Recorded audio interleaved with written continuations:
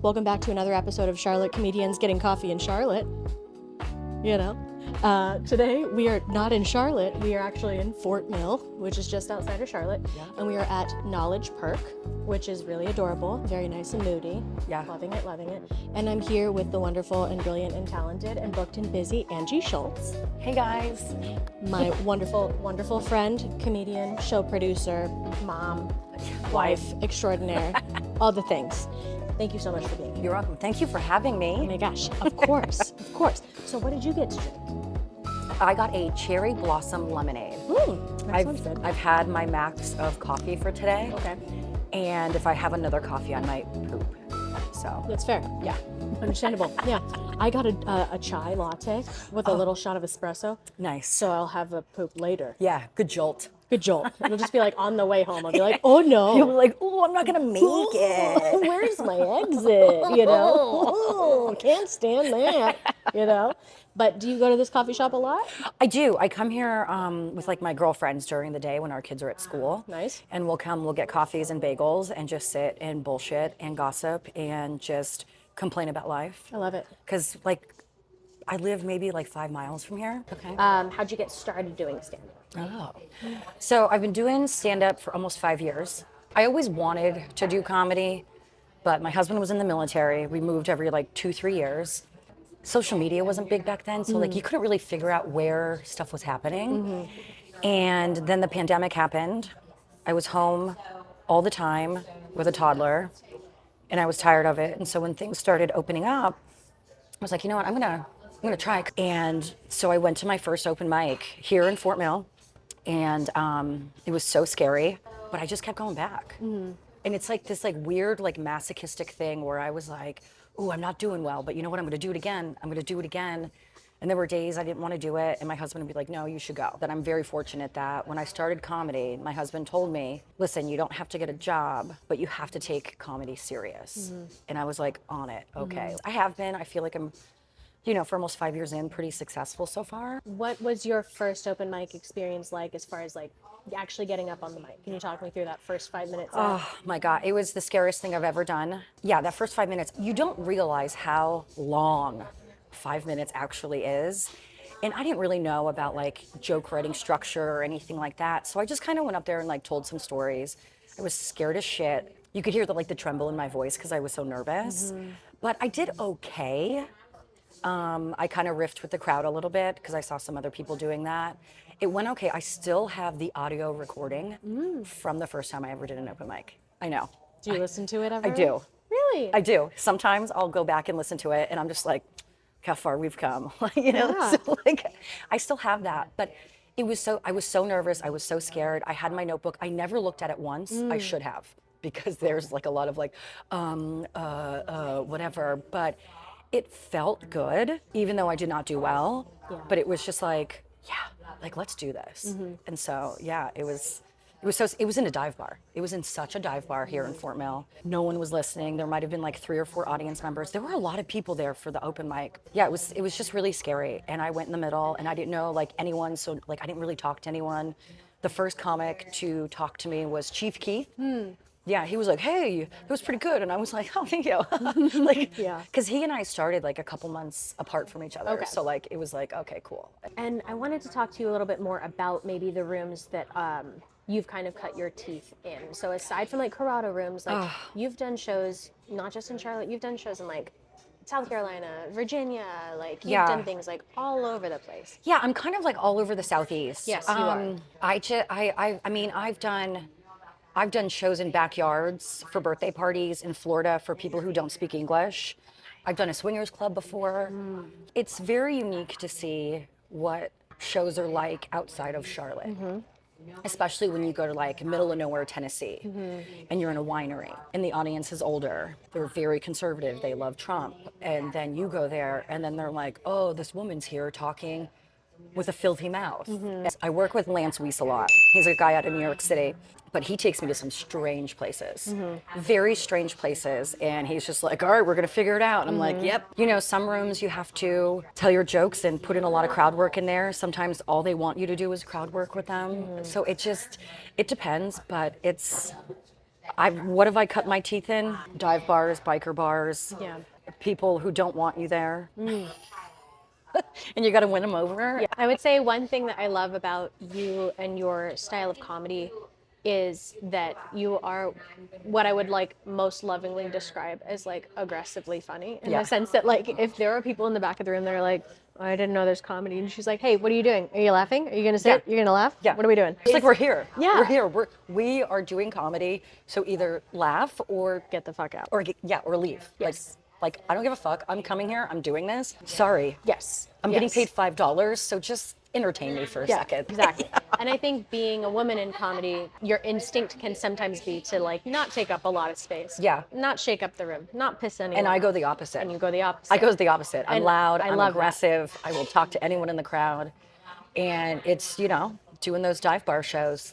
You learn like, all right, this is what we're doing. Like, let's go. I think a lot of people are also very shocked, especially when like I'm the only female on the lineup. They're very shocked when I get up there because they don't expect to hear the things that come out of my mouth and how loud I am and how like much energy I am. But it's like, I want you to remember me. Yeah. Like that's the point of comedy. And like I've worked really hard the last like year and a half on my jokes being for everyone, even though they're very specific. Like it's about like being a mom, being a wife, like crazy things, like, but I want to make it to where the men will laugh, the old people will laugh, the young people will laugh. Because I have a hard time connecting with 20-year-olds, because I'm 40. And because, I'm more of a storyteller when it comes to comedy. And so I've been working really hard on trying to just make it appealing to everyone.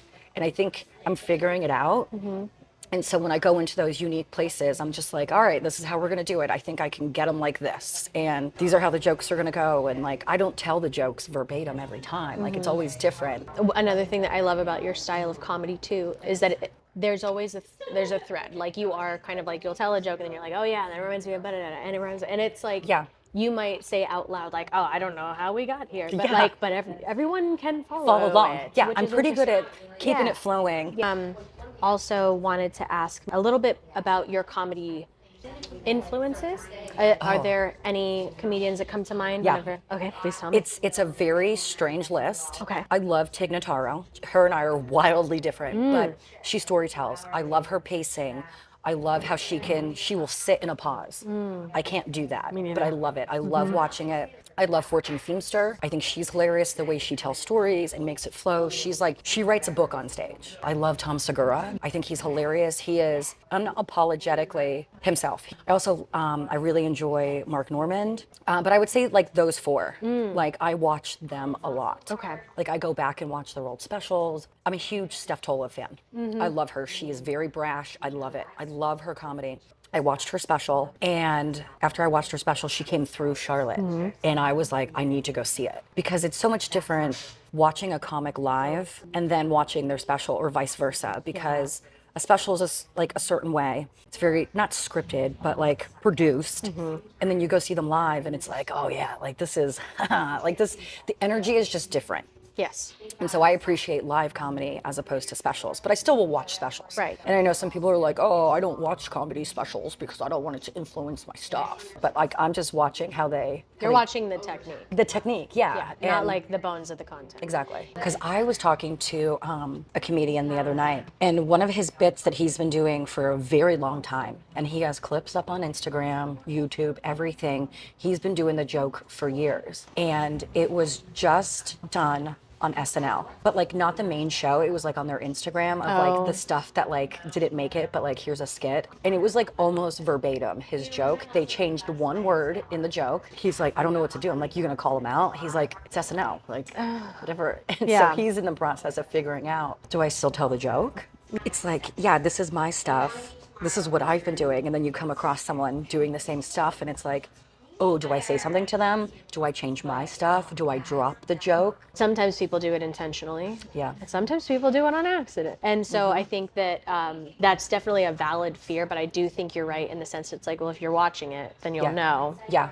You'll know if you took it or not. You Exactly. know? Yeah. Very, very clever. And the thing is, like, a lot of people don't understand. I've had someone tell me that one of my jokes, someone else does it. And then I heard the person tell their joke.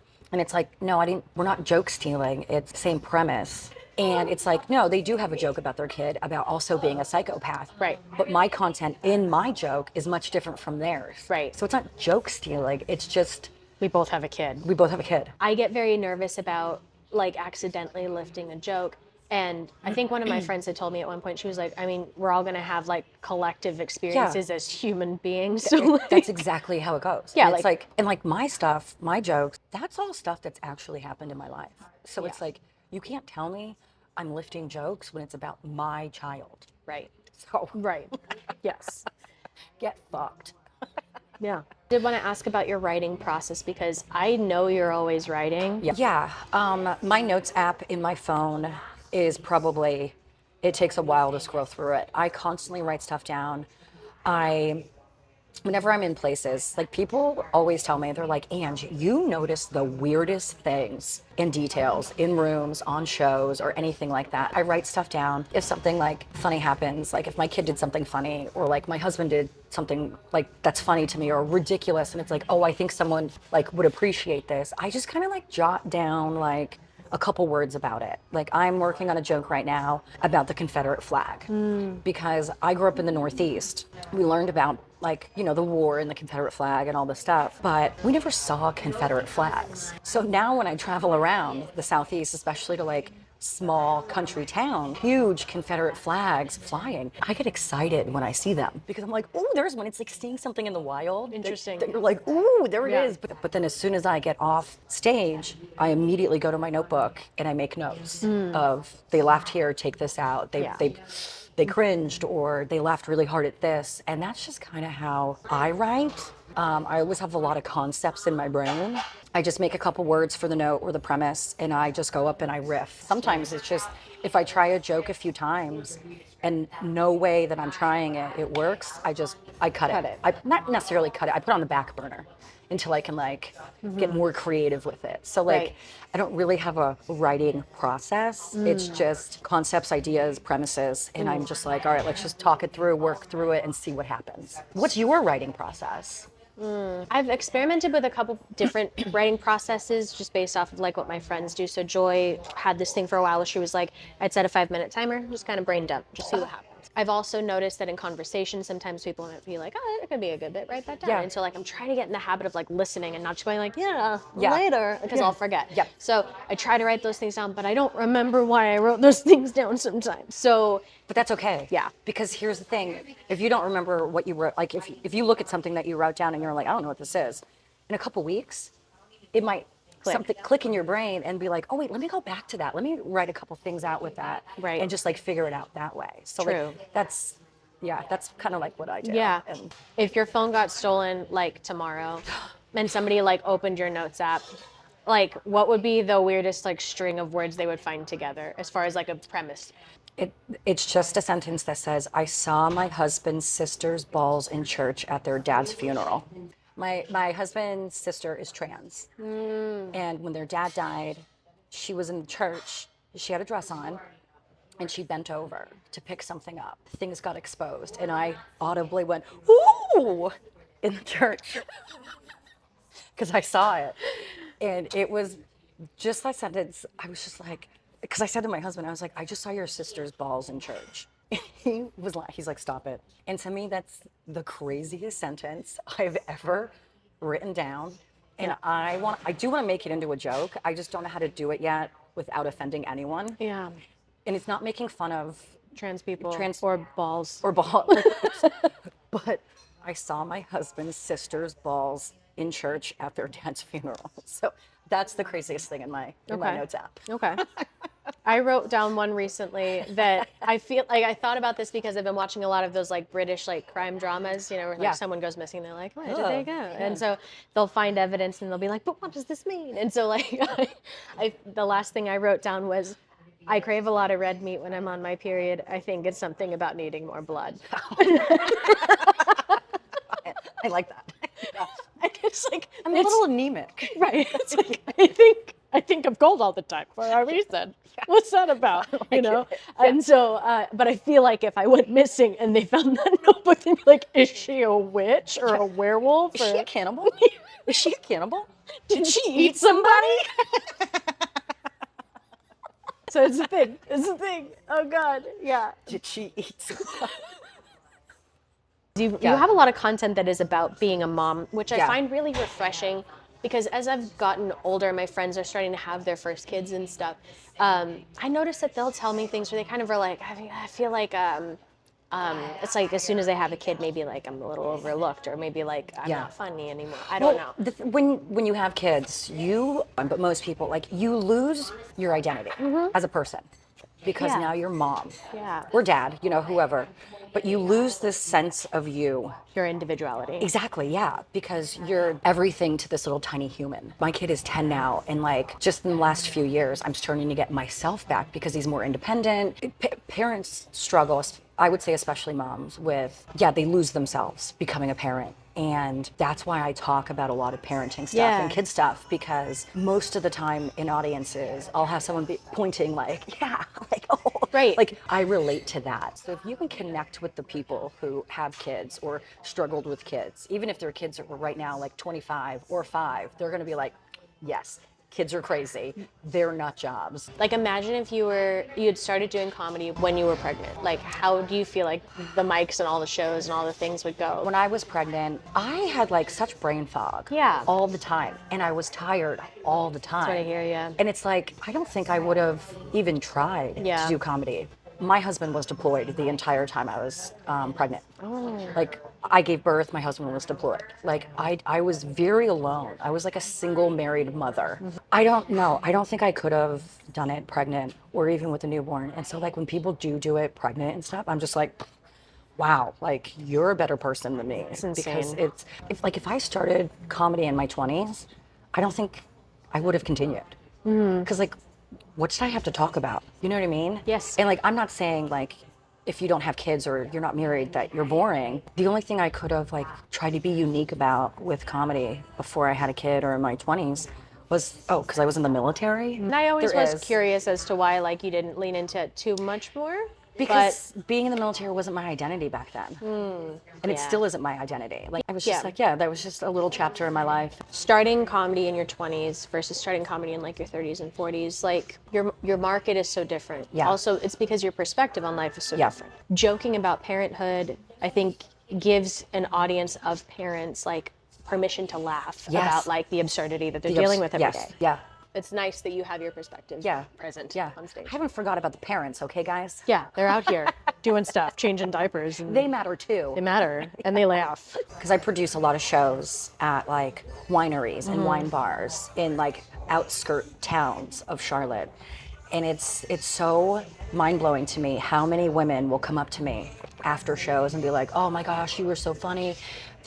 You were talking about this with your son. This is what my kid did. Everyone has a crazy story about raising children, being a spouse, even like, just like being a woman. If you think about like the perspective of like a regular woman like in the audience at a comedy show, like how many more dick jokes do they want to hear? how many more misogynistic jokes is she going to sit through before she suddenly is like, I don't think I want to go home, Yeah. Like, so I think having a woman on a lineup is an important like staple. Yeah. And I think it's something that Charlotte has been very good about. They're getting a lot better. Yeah. It hasn't always been, and that's not a hit at Charlotte comedy scene, but Charlotte always hasn't been good about putting women up. If you have 5 dudes on a lineup and they're all talking about the same thing, Kind of a boring show. boring. Yeah, I think when me and like my friends kind of came up doing stand up here, like you and Kaya both were like very key like figures to like help give us stage time to like practice. So you would give us feature spots at open mics to like help us like get better. Like I appreciate that you are like, you always do that for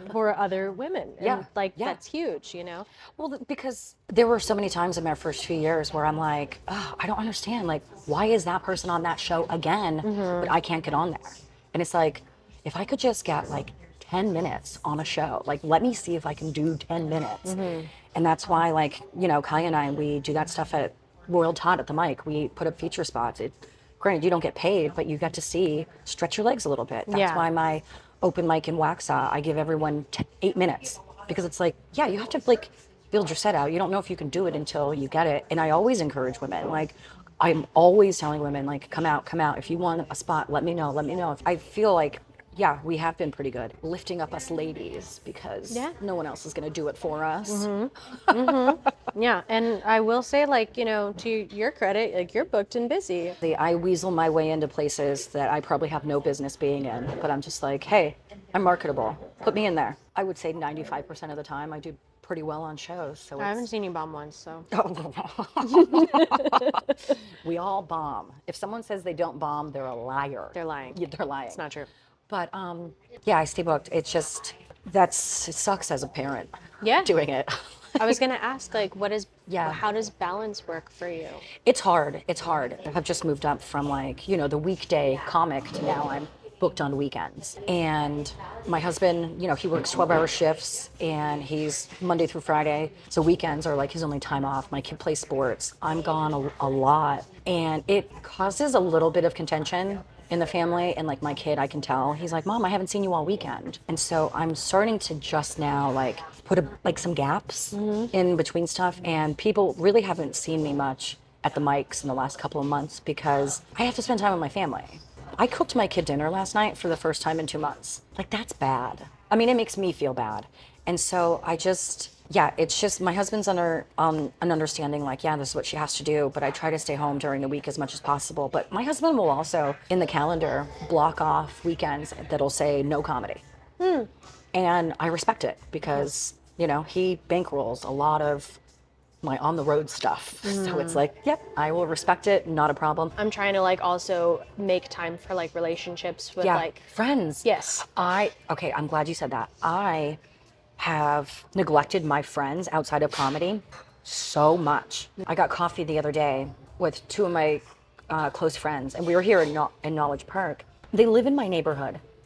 I had not seen them in probably 6 months.